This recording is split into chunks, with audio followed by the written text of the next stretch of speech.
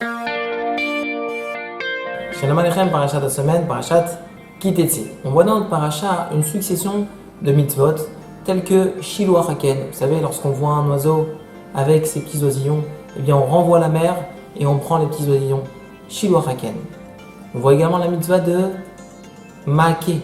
Une personne qui a un appartement, il faut qu'il place des barrières tout autour de sa maison pour ne pas, chas v'shalom, tomber.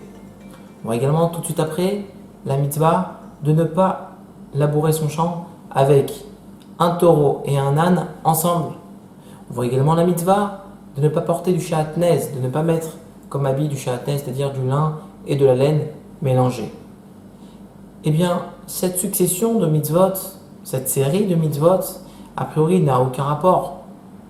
Mitzvah avec l'autre, a priori il n'y a aucun lien.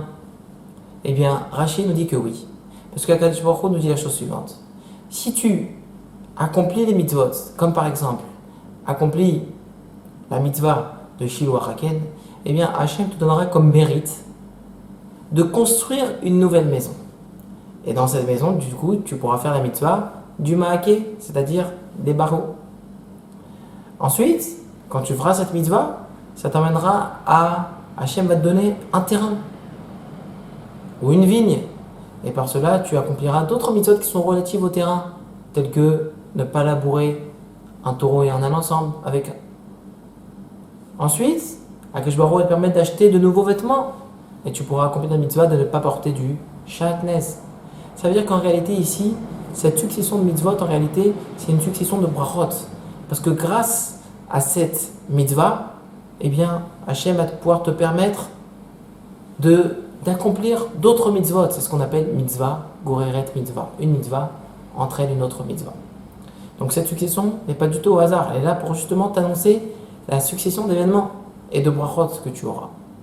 Eh bien, on peut se poser comme question que on sait tous que Srar mitzvah be'ay alma leka. Nos rachamim nous disent dans le traité Kiddushin, dans la Gemara, que ici, dans ce monde-ci, il n'y a pas de récompense aux mitzvot qu'on puisse accomplir. Pourquoi ? Parce qu'une mitzvah, c'est d'ordre spirituel et aucun matériel ne peut compenser du spirituel.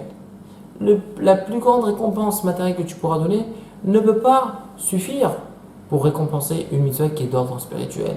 Et que dans le Olam Haba, qui est d'ordre spirituel, qu'on pourra te récompenser pour les mitzvot ici-bas. Or ici, on a l'impression que tu feras une première mitzvah qui est chez le Raquel, Hachem il va te donner une bracha, tu auras une maison. Tu auras après la maison, tu auras un champ, une vigne, après des vêtements. Je ne comprends pas. On a dit qu'il n'y a pas de mitzvot. Il n'y a pas de récompense aux mitzvot ici-bas. Alors le Shem Ishmuel répond qu'en réalité, c'est vrai que dans ce monde-ci, il n'y a pas de récompense aux mitzvot, mais uniquement si la récompense est uniquement en tant que récompense. Mais si la récompense sert en tant qu'outil, un outil, un instrument pour pouvoir accomplir d'autres mitzvot, eh bien Hachem te donnera cette récompense sur terre. Et c'est exactement ce qui se passe pour les mitzvot qu'on a cités précédemment. Eh bien, effectivement, il y a une récompense. Laquelle ? Par exemple, d'avoir une maison. Oui, mais cette maison, c'est un instrument, un outil pour pouvoir accomplir notre mitzvah qui est le ma'ake, les barreaux. Ensuite, le champ, c'est également une bracha. Mais ça te permet également de faire une mitzvah. Laquelle ? C'est de ne pas labourer avec un âne et un taureau ensemble. Ensuite, le vêtement. C'est une bracha, oui, mais ça te permet d'accomplir d'autres mitzvot, de ne pas porter sur toi du shatnez.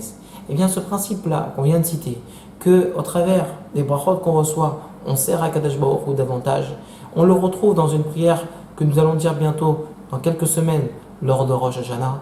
On va demander à Hachem, Zochenu lechaim, Melech chafetz b'chaim, Kotvenu b'sefer chaim le'ma'anach Elokim chaim. Hachem, rappelle-toi de nous dans le bien, pour la vie, écris-nous dans le livre de la vie, les ma'anach Elokim chaim. Ça veut dire je demande à Hachem, donne-moi la vie, mais pas en tant que récompense à mes mitzvot, mais uniquement les ma'anach Elokim chaim, pour te servir Hachem.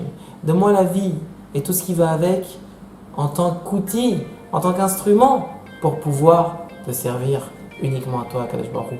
Parce qu'on intègre ce message à comprendre que tout ce matériel finalement, eh bien, on doit l'utiliser pour servir à Kadosh Baruch Hu.